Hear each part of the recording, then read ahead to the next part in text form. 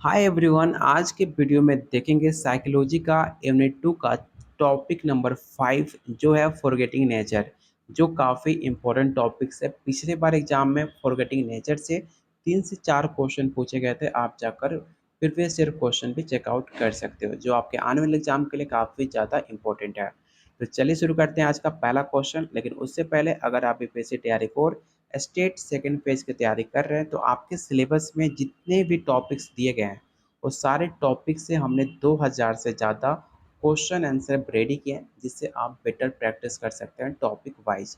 साथ में topic wise theory, previous year question answer, जिससे आपको आइडिया लग सके कि क्वेश्चन का पैटर्न क्या रहता है, क्वेश्चन का लेवल क्या होता है। आप क्वेश्चन को प्रीवियस ईयर क्वेश्चन जरूर अटेम्प्ट करके जाना, क्योंकि प्रीवियस ईयर क्वेश्चन से भी आपका सेम क्वेश्चन आने की चांसेस काफ़ी ज़्यादा होती है। साथ में एनसीईआरटी क्लास 11-12 का चैप्टर वाइज क्वेश्चन आंसर, जो बीपीएससी टीआरई 3 में 20 से 25 क्वेश्चन सिर्फ एनसीईआरटी से पूछे गए थे। ये सब कंप्लीट नोट्स मिलेगा सिर्फ 300 में। साथ में आपको प्रॉपर गाइड भी किया जाएगा कैसे एग्जाम की तैयारी करनी है, किस टॉपिक पे ज़्यादा फोकस करना है, कैसे आप फर्स्ट अटेम्प्ट में पेपर क्वालिफाई कर सकते हो, जैसे मैंने खुद अपना पेपर क्वालिफाई किया है। ये सब कुछ बताया जाएगा। इस नंबर पे व्हाट्सअप करके इस कंप्लीट नोट्स को आप ले सकते हो, जो डेली बहुत सारे बच्चे ले रहे हैं। तो चलिए शुरू करते हैं आज का पहला क्वेश्चन। बोलने की प्रक्रिया किस प्रकार की प्रक्रिया है?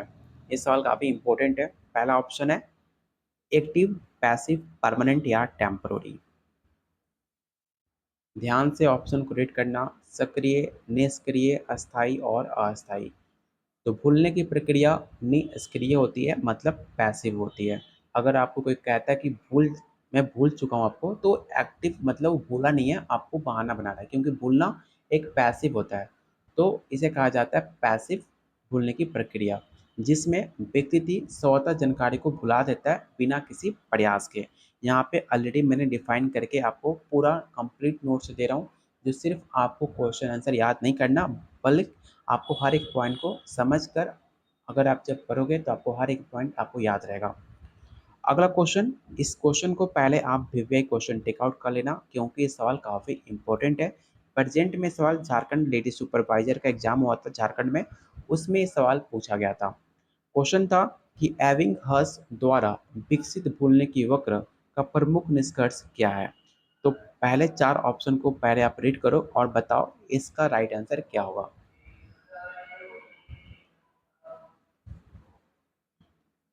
तो इसका राइट आंसर होगा ऑप्शन नंबर बी, शुरुआत में जल्दी भूलना होता है।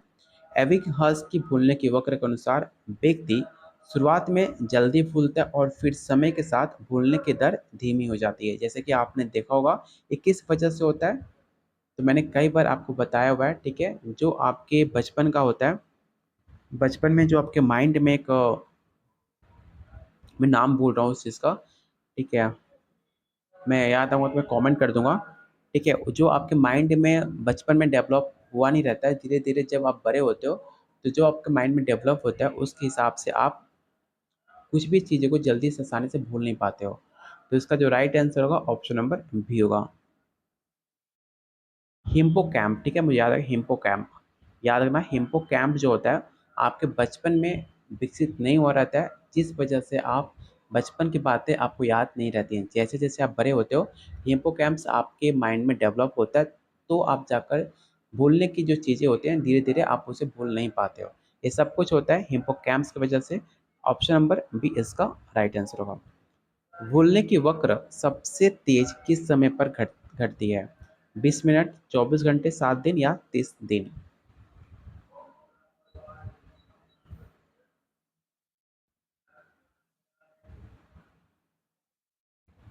तो इसका right answer option number B होगा, पहले 24 घंटे। क्यों? एबिंगहॉस के अध्ययन में पाया गया कि व्यक्ति पहले 24 घंटे में जानकारी का अधिकांश हिस्सा भूल जाता है।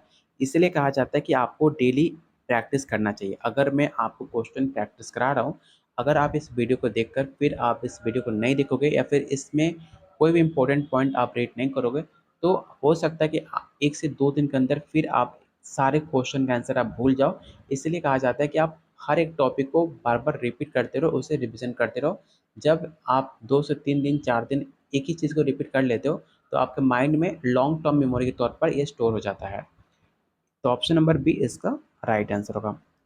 किस सिद्धांत के अनुसार भूलना अनुकूलित प्रतिक्रिया का परिणाम होता है? तो आपके पास चार ऑप्शन है, चार ऑप्शन को रीड कीजिए और बताइए क्वेश्चन 4 का राइट आंसर क्या होगा।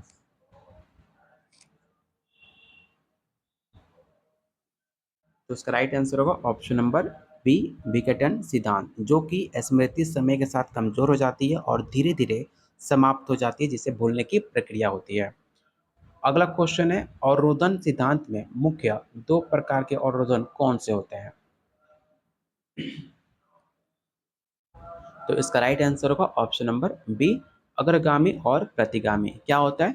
तो अग्रगामी अवरोधन पुरानी जानकारी नई जानकारी को याद रखने में बाधा डालती है, जबकि प्रतिगामी अवरोधन नई जानकारी को पुरानी जानकारी को भूलने के कारण बनती है। इस डिफरेंस को आप याद रखना, आपके एग्जाम में पूछा जा सकता है। अगला क्वेश्चन है, भूलने के विघटन सिद्धांत के अनुसार स्मृति की घटने का कारण क्या है? पहला ऑप्शन है अवरोधन, समय के साथ जानकारी को कमजोर होना, जानकारी को पुनः संपूर्ण से असमर्थता या पुनर्सर्जन में त्रुटि। तो इसका राइट आंसर होगा ऑप्शन नंबर बी। प्रत्याहार असफलता किसके कारण होती है? तो याद रखिएगा कि प्रत्याहार असफलता संकेतों की अनुपस्थिति के कारण होती है, जो कि आपके संकेत को अनुपलब्ध होते हैं स्मृति को पुनः प्राप्त करने में सहायता करता है। किस सिद्धांत के अनुसार नई और पुरानी जानकारी के बीच प्रतिस्पर्धा का कारण भूलना होता है? पहला ऑप्शन है अवरोधन सिद्धांत, विघटन, पुनर्सृजन या प्रत्याहार। इस क्वेश्चन को आप याद जरूर रख लेना।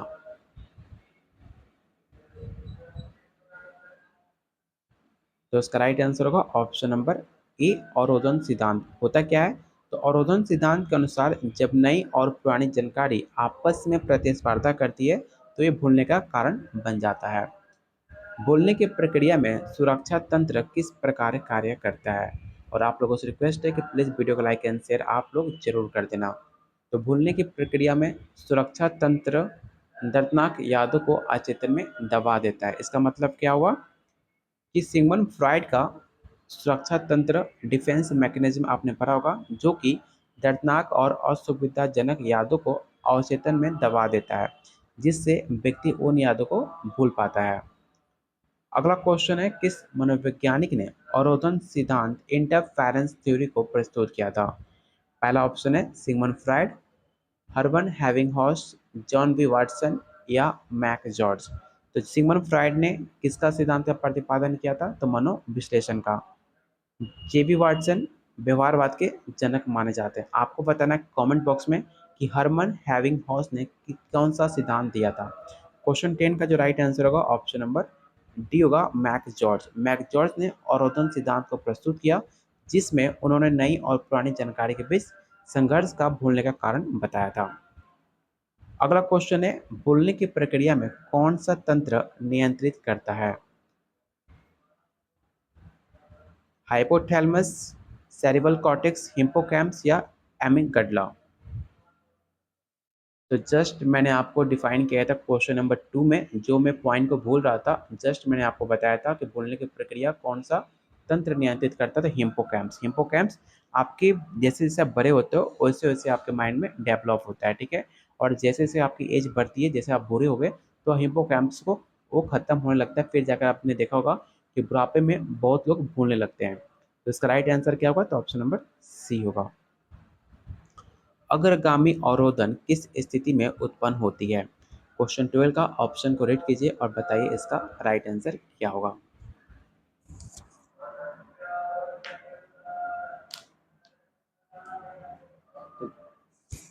तो जस्ट आपने डिफरेंस में आपने इस क्वेश्चन को देखा होता, तो उसमें बताया गया था कि जो भी आपकी पुरानी जानकारी होती है उसे नई जानकारी को याद रखने में बाधा डालती है। तो इसका राइट आंसर क्या होगा? तो ऑप्शन नंबर बी होगा। सेम पैटर्न पे ये भी सवाल है कि प्रतिगामी अवरोधन क्या होती है? तो याद रखना कि नई जानकारी पुरानी जानकारी को भुला देती है, वो होता है प्रतिगामी। Option number B. Question number 14, मनोवैज्ञानिक भूलने की किस सिद्धांत को प्रत्याहार असफलता के रूप में पहचानते हैं? अवरोधन सिद्धांत, विघटन, संपूर्ण या पुनःसृजन।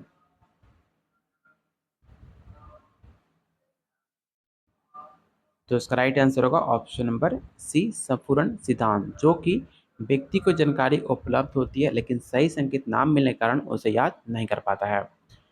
अगला क्वेश्चन है डिकेट थ्योरी। डिकेट थ्योरी के अनुसार व्यक्ति किस कारण भूलता है? आपके पास चार ऑप्शन है, चार ऑप्शन को रेट कीजिए और बताइए कि डिकेट थ्योरी किस कारण इंसान भूल जाता है।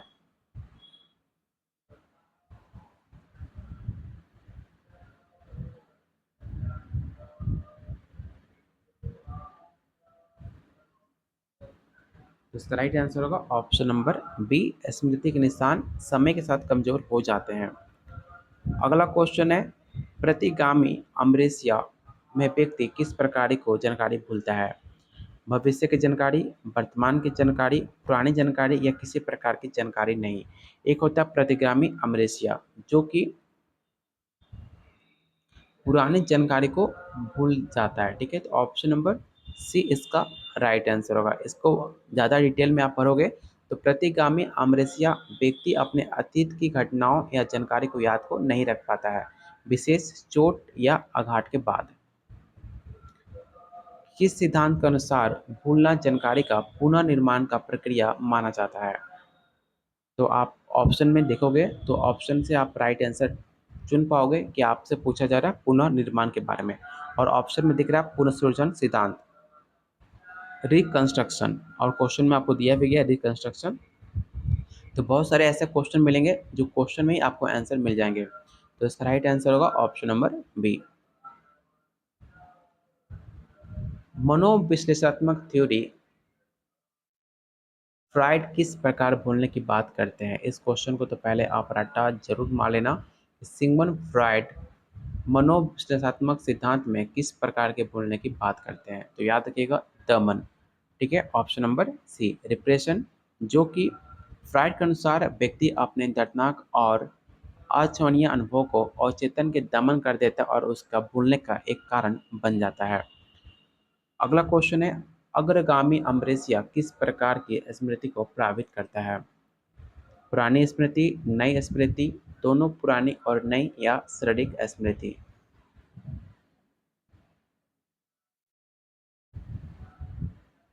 तो जो भी आंसर सी टिक आउट करें उनका आंसर गलत है। जो इसका राइट आंसर होगा ऑप्शन नंबर बी हो जाएगा। सब्जेक्टिव फॉरगेटिंग किसे कहा जाता है? तो याद रखिएगा सब्जेक्टिव फॉरगेटिंग उसे कहा जाता है जब व्यक्ति अपने भूलने की प्रक्रिया को खुद से महसूस करने लगे कि वो कुछ भूल रहा है। ठीक है, जैसे कि आपने कई बार अपने प्रैक्टिकल लाइफ में देखा होगा कि कुछ चीज़ें आप याद करते हो और आपको खुद पता चलता है कि चीज़ मैंने भूल चुका हूँ। जैसे कि अगर कोई क्वेश्चन, अगर आप क्लास 7 या 8 में आप जब होगे, जब आपको कोई क्वेश्चन आंसर याद करने के लिए दिया जाता था और जब कोई आपसे क्वेश्चन का आंसर पूछा था और आप याद करके जाते थे लेकिन फिर भी आप उस आंसर को भूल जाते थे। ठीक है, उसे कहा जाता है subjective forgetting. Option number A इसका राइट आंसर होगा। किस सिद्धांत के अनुसार भूलना सीखने की दक्षता को सुधारने में सहायक होता है? पहला ऑप्शन है अवरोधन सिद्धांत, अवधान, अनुकरण या अनुकूलन।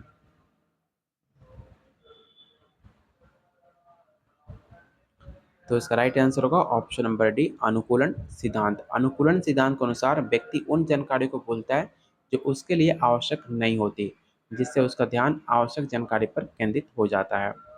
अगला क्वेश्चन है स्मृति में संपूर्ण किसके आधार पर होता है? मस्तिष्क के आकार पर, संकेतों पर, मनोवैज्ञानिक स्थिर पर या सामाजिक स्थिर पर।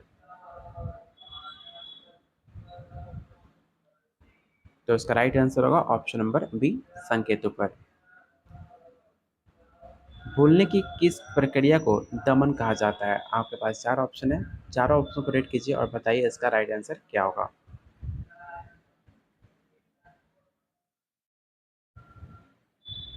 तो सिगमंड फ्राइड ने बताया था कि जो दमन होता है जब दर्दनाक यादें अवचेतन में दब जाती हैं उसे कहा जाता है रिप्रेशन, उसे कहा जाता है दमन। स्मृति का अवरोध तब होता है जब, इस चार ऑप्शन को रीड कीजिए और बताइए कि मेमोरी तब होता है जब नई और पुरानी जानकारी आपस में इंटरफेयर करे। ठीक है, ऑप्शन नंबर बी इसका राइट आंसर होगा। अगला क्वेश्चन है, अन्य क्रियाओं के साथ अवरोधन को क्या कहा जाता है? अग्रगामी, प्रतिगामी, निष्क्रिय या सक्रिय?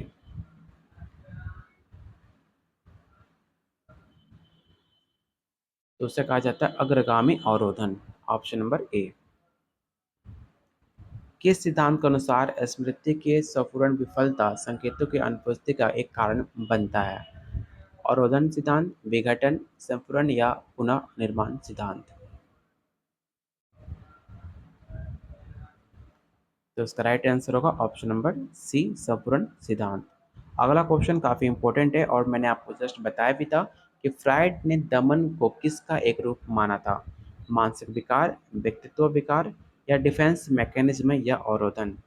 तो जस्ट मैंने आपको बताया था कि फ्रायड ने दमन को मैकेनिज्म, डिफेंस मैकेनिज्म का एक स्थानीय रूप माना था, जो कि राइट आंसर होगा ऑप्शन नंबर सी। और अभी तक आपने टेलीग्राम ग्रुप को ज्वाइन नहीं किया तो इस ग्रुप को जरूर ज्वाइन कर लेना। यहाँ पे आपको पीडीएफ क्लास के नोटिफिकेशन, कोई भी अपडेट न्यूज आती है बीपीएससी तैयारी का या स्टेट सेकंड फेज का, तो सारे अपडेट आपको इसी टेलीग्राम ग्रुप पे पोस्ट हो जाते हैं। यहाँ पे बहुत सारे बच्चे ऑलरेडी ज्वाइन है, आप उनसे डिस्कस भी कर सकते हो, उनसे बात भी कर सकते हो। तो ऑप्शन नंबर इसका सी राइट आंसर होगा। अगला क्वेश्चन है, डीके सिद्धांत किस प्रकार की स्मृति सबसे अधिक प्रभावित होती है? लॉन्ग टर्म मेमोरी, अल्पकालिक, प्रासंगिक या कार्यशील स्मृति? इस क्वेश्चन को आप याद रखोगे कि अल्पकालिक स्मृति इसका राइट आंसर होगा। किस सिद्धांत के अनुसार भूलना जानकारी को पुनः संयोजन होता है? इस चार ऑप्शन को रेड कीजिए और बताइए इसका राइट आंसर क्या होगा।